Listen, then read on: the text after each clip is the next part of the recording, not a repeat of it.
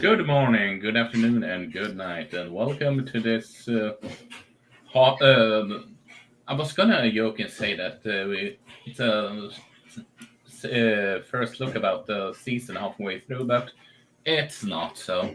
But we are talking about season two of Ranma and a half, and I, for some reason, thought it was called Ranma one and a half before we started this podcast tonight. But anyway, joining me tonight is Jamie. How's it going, Jamie? I'm doing well, that the seasons are changing and it's getting cooler out, so perfect time to bundle up and watch some Ranma, I say. Agreed. Agreed.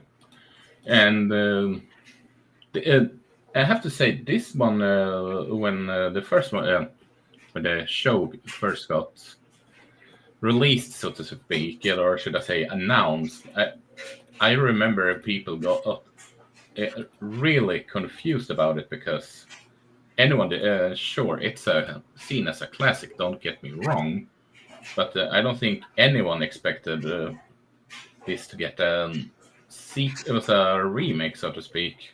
Mm. But as I said before, uh, it's an it's a remake, so said it's a classic. So maybe at the same time, it makes sense as to why it does get one. So Yeah, I mean, before watching the Ranma one half, I had never heard. Well, maybe I heard about Ranma, but I definitely hadn't seen anything to do with Ranma beforehand. So it's completely new to me. So I'm glad that they were able to do a remake. So one of the good things about doing that is you introduce the show to new audiences and people that probably would have been interested in the yeah. original but just didn't know that the original existed. So Hmm. um, yeah, I think it's been a good thing overall. At least I don't know. Compared to, I haven't really seen anybody who was like, I love the original show and this remake butchers it or anything like that. I haven't Same. really heard a lot of chatter about Ramna to be honest, but I Yeah. assume people like it. Yeah. Maybe it's more popular in Japan. I don't know, but I could see I that. do know that the trailer kind of exploded once it came out. So, which is kind of in which is fun since it does sure. There, I don't know if you should call it show as a standing out, but it does stand out by today's standard for being so. But anywho, the to go into perspective of what we are talking about the first three episodes of Ranma and a Half, which follows uh, oh yeah, I forgot I should fix that one. But follows a young little couple who is what's it called again when the parents is forcing An arranged an marriage. arranged marriage. Thank you. They put them in an arranged, being arranged fiance and going have arranged marriage, so to speak, and hijinks ensue, especially after they get the knowledge of the boy in question has gotten a curse on himself that he get turned into a girl. Is it if it's warm or and the boy's name is Ranma, to be precise, but is it warm water for being a boy and cold water for being a girl? Yeah. Okay, thank you. And the well, as I said, hijinks ensue, and when we get introduced to the school that both of them are going to go to in question, you can see that the relationship becomes a quite chaotic as his fiance is arguably the most popular. Akane is the most popular girl in the school, to say the least, and yeah, and there is the villain of the week, or often not either someone that is in love with Ranma or in love with Akane. Just give some recap about what the show is about, considering it was a while back. But I need to ask you, what have been your thoughts of the first three episodes of this current season? Yeah, I've been really enjoying it. I've actually been thinking as of late that I haven't watched like a cozy slash like more lighthearted, feel good anime in a little while. So Ranma came at just the right time for me. Um, I think I can't entirely remember where season one had left off, but start of season two, we have like a lot of characters that were like in conflict with Ranma or with Akane or the both of them together. It's like as far as like trying to split them up, like some of those characters come back, which is interesting to see. We got like a couple new characters here in between like the second and the third episode. So there's like different um like rivals, I guess, to contend with. And what I think was particularly interesting to me the past couple of episodes is I feel like the vows haven't just been from a physical standpoint, but they're also like trying to be a little bit think a little bit more with the battles too, which has been cool. So there's been like a little bit of evolution so far at the beginning of the season. But something I'm still kind of waiting to see. What's going on, Didge? Welcome to the street. Talking about ramen. Yeah, But how's it going, Edge? something Yeah, that go I'm on. Sorry. still waiting to see a little bit is like I know you mentioned earlier that the show is about like a young couple, and I'm like, to me, I don't even really consider them a couple. Like I think they're like both infatuated with each other, but Oh, neither one has like really taken the leap to be like, yeah, I actually do like you and would like be cool with this marriage thing, or at least give it a shot, I guess. so So you would say a soon-to-be couple then? um yeah, I guess so. I mean, you never know. Somebody might swoop in and take either one of them, or I don't know. I don't even know if "soon" is the right right word. I don't know if this whole Hmm. series is just about the cat and mouse game, and then at the end they get together, or that's probably how it is. That's how most romance anime goes. But sure, you could say it's soon to be with soon in Uh, quotes. let me check how many chapters this manga have. Just for reference, it has 407, so this could go on for at least, depending on how, and it had 38 volumes going from 1987 to 1996, actually. Mm, So a this long could, time. depending on how many episodes each season is given and all that, yes, it could easily end up with 5 or 6 season, honestly, Mm, depending on the view count, so to speak. yeah. So there is that, and and well, you are right. It maybe it was wrong for me to say couple in this case, but like you also said, it soon to be might be the better one, depending on how the ending is. I don't know, but I'm just curious. Are you aware of any of the mangaka's previous work? I'm sure we probably talked about it last time, but I can't remember off the top of my head. No. And it's she is quite famous, so to speak, and one of her other more famous work is Inuyasha, actually. Yes. So, which is arguably, I don't know if I would argue that one being even more iconic, even if I will admit I'm not the biggest fan of that show, but Mm, that's That's I probably would the only say one. it is, even though I haven't really seen much of Inuyasha, but I would say it is. I just don't like the relationship between the two leads. It feels off, and which is not a good thing for a show like that. But not, it's not about the Inuyasha in here, but it's also if you have heard of Rumi. She well, she has done a lot. She's a legend in the industry in her own rights, so to speak. But I have what are your thoughts about season 2 so far? And um, I have my sister is watching this with me, and she is just saying something like that.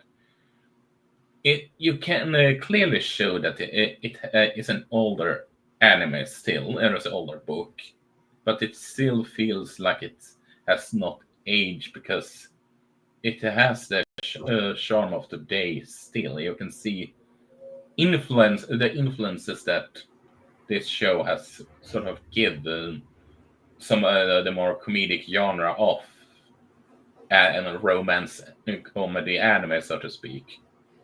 Do you see her vision, so to speak? Yeah, I definitely can tell that this is like adapting older source material. I guess you could say, where not to say that like all this feels like completely disconnected from anything that I know, like with our current time period, but it just feels like Hmm. things are from as I say, like I guess simpler times, or things were different than Mm-hmm. they are today. But yeah, I do like that they are embracing the fact that, like, this does come from like a different era, so they're gonna have like different sensibilities, whether that's a good or a bad thing. Mm-hmm. And especially from a artistic perspective, I like that they do like still showcase some of the older look and feel of like how anime used to look, or even like the different ways that anime was made that have like particular visual or yes certain visual particularities. um so I think that's really cool to see, and that's something I'm still keeping up with. Yaiba, like season 1 of Yaiba actually just ended, and Yaiba also did something similar because Yaiba is actually also a remake, so it's cool to Yeah, see them like. Yaiba's in YAIBL A. So say that again. Are you talking about Yaiba's in YAIBL A? I Oh, spell. yeah, about the Samurai Legend. That show. Okay, okay. I just want to double check, but go on, go on.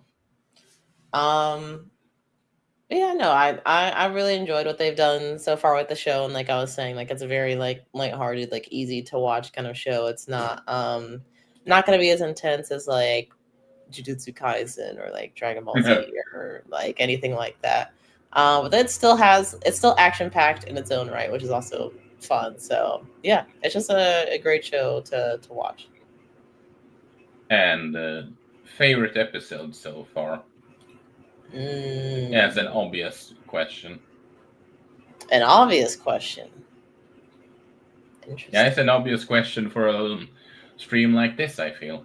Oh, I thought you meant like it had an obvious answer. No, I was no, no, about to be no, like, no, no, no, oh. no. Okay, got it. My favorite episode so far. I'm actually gonna throw episode 1 in there, of the second season, because we got to learn a little bit more about Ranma, and kind of see like a little tear in his armor. So it's nice to break down like these somewhat like invincible characters and kind of show like they're still people at the end of the day, and they have their own like Mm-hmm. weaknesses and stuff. Agreed. And I have to say also, but speaking of weaknesses, the that in question is not particularly dare I say, what's the word? Smart when it comes to being a dad in some cases. Speaking of Uh, Ranma's fear of cats, mhm. with just it's obvious. I'm saying this as an the more you learn, the more it just that makes sense, and but you are just making it worse, man. Stop. So, and I say that as someone that loves cats. Or what did you? I was just shaking my head when I saw his explanation of how it tried to make it stop. Yeah, it makes me think of there are some people that they learn how to swim by basically just like their parents pushing them into the pool, which glad that they ended up swimming and not drowning at the end of the day. Mhm. But it's still that's not a good way to try and Wait, wait, teach wait, anybody wait, wait, anything. wait. Is that a thing in US or is that something in general? I mean, I mostly know Americans, so I can't say that it's a global thing. I wouldn't be surprised if it's mostly limited to the U.S., but I wouldn't say it's like Americans do this kind of thing. I think it's like certain crazy people do this to their children. So, Yeah, yeah, yeah, I guess. it's from what I'm aware of, out of love, and it's like, oh, fastest way to do it is to do it, but that is Jesus that's not the Christ. recommended way to try and teach your kid how to swim. Yeah, yeah, yeah. Yeah, I mean, I Um, have friends and like know people that's how they learn how to swim, and they don't talk about it like it's a traumatic thing. But me personally, as someone who doesn't know how to swim, I'm like that would be very traumatic to me. So oh, yeah, oh, yoy, yoy. yeah. So watching the like Rama's dad kind of like push him into some cats, I'm like, yeah, I could see somebody's dad doing that. Mm-hmm. And and speaking of fears and all, we can see for I don't know what my favorite episode is, to be perfectly honest, because they are all so batshit insane that you really couldn't find any what okay then. So but there was the moments that I actually really enjoyed, and that was just the smaller stuff.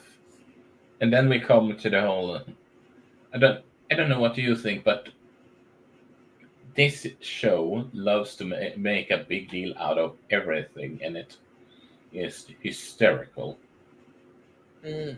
And What way do you mean? I'm not talking about it. It was funny about his fear of cats. I'm just talking about um, the whole have the chestnut over the fire, and that's a secret technique. And oh, it's a fight in the school. Let's have it like a MMA wrestling match, Hmm. and all those kind of yes. Yeah, well, it's not too surprising to me, I guess, because it's somewhat of a drama, so they gotta try and Hey, make it Mike. crazy. What's up, Mike? So and it's just Plus, I also feel like when okay. you're in, I think they're in high school, right? It's like stuff So like that. That's like, oh, we're gonna talk about this for the next week or whatever. Like, did you see what Rama did? Blah blah blah. So that's like your yeah, your whole entire world kind of thing. Versus like you and me being like adults being like removed from that. Like you see how like small that stuff ends up being at the end of the day. yeah. I checked Wiki, and supposedly Ranma is 16, so I assume both of them are 16 and or at least 15. Hmm.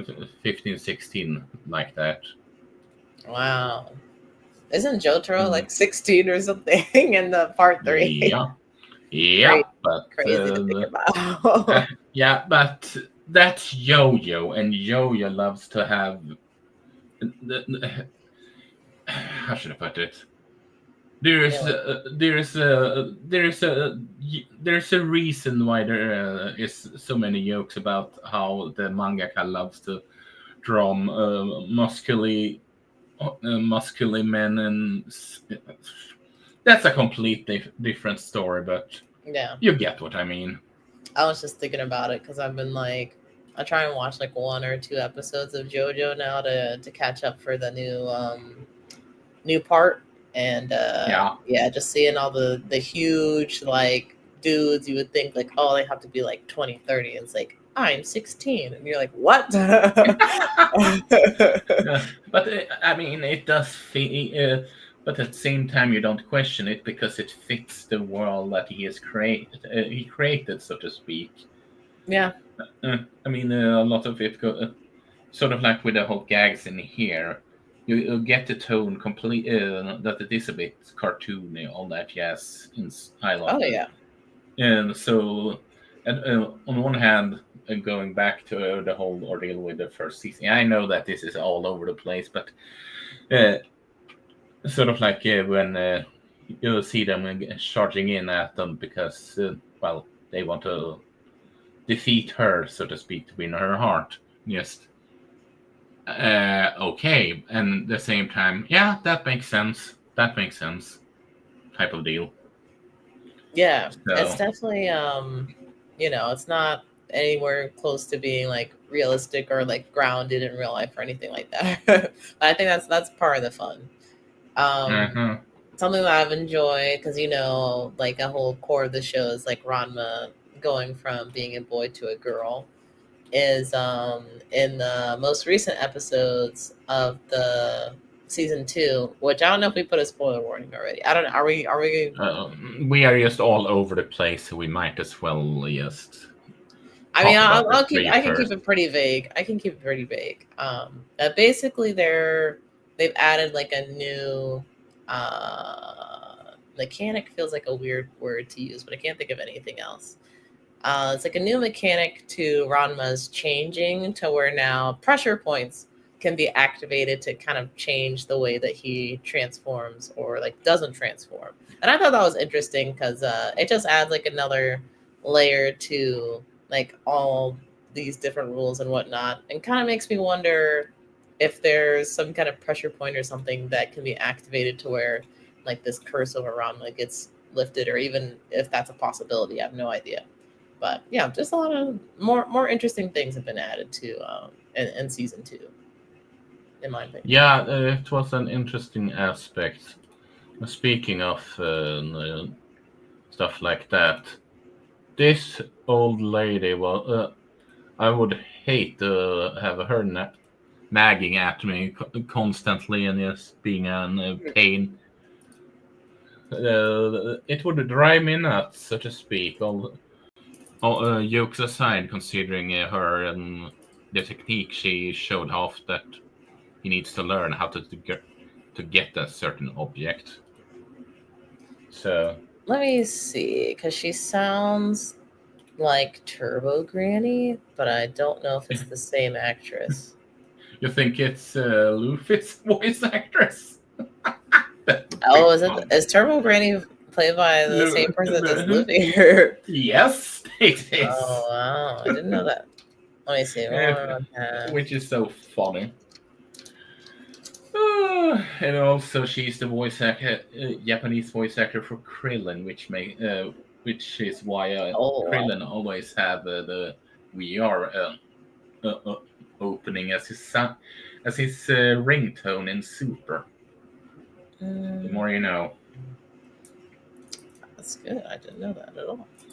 I mean, both animes are from Toei, so they can Toei Animation, so they can do it without any legal issues. So That's fair. Well, that's cool. Little crossover. Dang, I'm not. Oh wait. Is it? I found it. I found the actress. The actress's name is Barbara Goodson. Barbara Goodson. Are you talking about the English one now, or? The English one, yeah. And she is Turbo Granny. There you go. Oh, you thought about the English VA. I thought you talked about the Japanese VA here. No, actually, I should have specified. Yeah, I've only watched Ranma in English so far. Okay, that makes sense. But yeah, she is. Wait, how did I think about it? Isn't she Rita and Mighty Morphin Power Rangers also? Barbara Goodson. Where is Trevor when you need him? Mm. Yeah, uh, I'm sure Trayvon will probably be able to tell you. yeah, but yeah, it's. But yeah, in the Japanese voice actor for Granny is Luffy, which is why that Dan Dan Dan always makes me laugh, so to speak. That is interesting. How fun. Yeah, but yeah, but like you said before, I do feel like this is a show that is refreshing in a sense, considering how many action show there is these days. Honestly, Yeah. Yeah. And it's not to say that I don't still like the shonens or like action heavy kind of shows, but I think that variety is also, at least for me, important in my anime diet. Just watching fighting all the time is not gonna, after a while I'm just gonna be like what, I'll get bored. uh-huh. Need to move on to something else. So I Yeah, like mixing things up. yeah. You need if you want a cute romance anime, whenever this has and the season wise, check out The Flower Who Grows with Dignity. You would love it. So Mm, you would love it. sweet. But is there anything we can that you feel that we can cover that we haven't covered in general for this current season?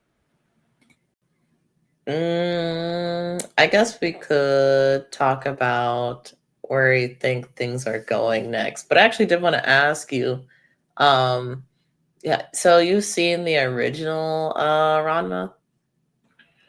It has been on my list, but I have not. Let me see if it's Okay. on Crunch now. Maybe I should do that I was thinking about that before. afterwards. Yeah. That'd be So, well, in that case, so yeah, so I could just ask you, as far as like where you think things are going next, because I feel like the situation that Rama's in now, where he can't change back, will probably be resolved in an episode or so. It feels like let me look up what the granny's actual name is. Uh, Cologne, honestly, I guess. I think it's next episode that they are handling that part, so to speak. Because yeah, first I was thinking, is this going to be the overarching villain, so to speak, to Mm. solve this issue? I'm just nah. Yeah. Could drag on too much. Yeah, I agree. I think the Ranma in general is kind of a villain of the week kind of show. Um, where sometimes it's like things get wrapped up in an episode. Sometimes it takes like two, maybe three. But I think Cologne, that was the other thing I was going to mention earlier. The granny has kind of been, I don't know if she's warming up to Ranma or if she truly just wants to like try and find the strongest person and like support them in any kind of way.